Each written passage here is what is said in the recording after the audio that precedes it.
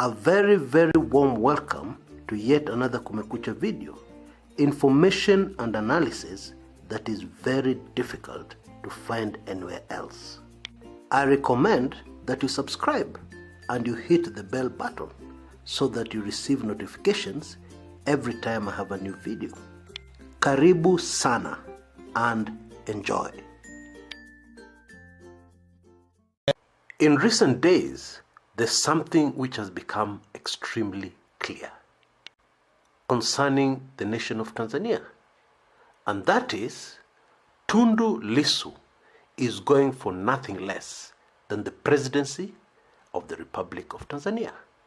We're all aware of the fact that Bwana Lissu has been going all over the place on talk shows, etc., awakening the world as to what is happening in Tanzania. And just yesterday, this culminated with Tundu Lissu meeting Tanzanians in the diaspora, Tanzanians living in the United States. And this meeting was held in Washington. And if you don't believe what I'm telling you, then just one statement that Tundu Lissu made during this meeting should prove it. Tundu Lissu said he's really looking forward to next year. Now, in case you don't know, or in case you forgot, next year, 2020, is an election year in Tanzania. Now, if you understand the old Tanzania, if you've known Tanzania all these years, you will be telling me now, Chris, what do you mean there's an election next year? Is CCM still in Tanzania?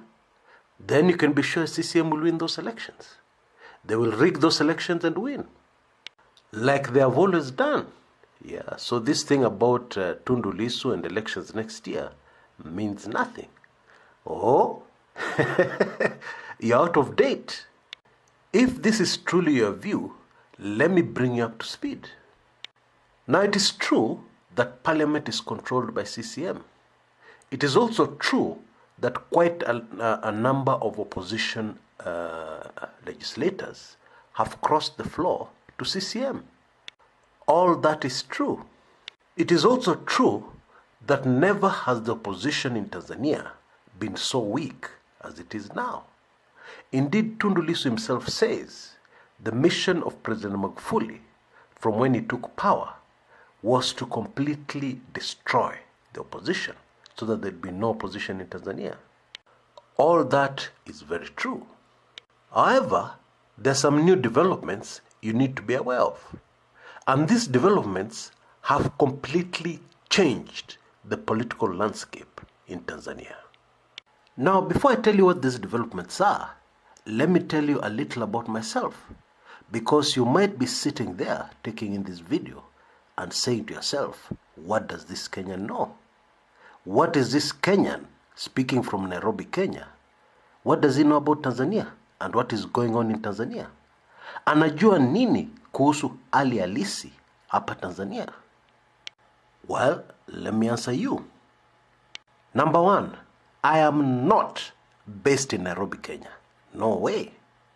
Indeed, if you had the opportunity to ask those who are close to me, they will tell you my base is Tanzania.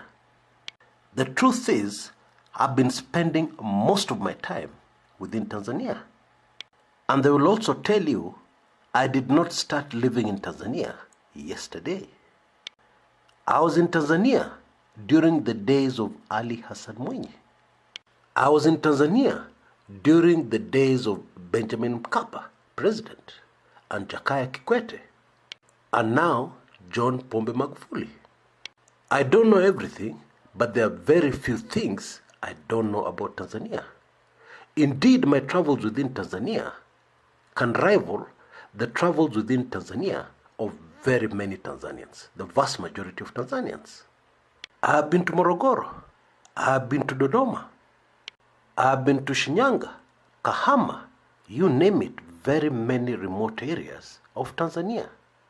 I have even seen the house John Pombe Magufuli built before he was president, a very humble house in Mwanza. Let me not bore you with geography lessons on Tanzania, but this one I must say, Kenya is a very beautiful country.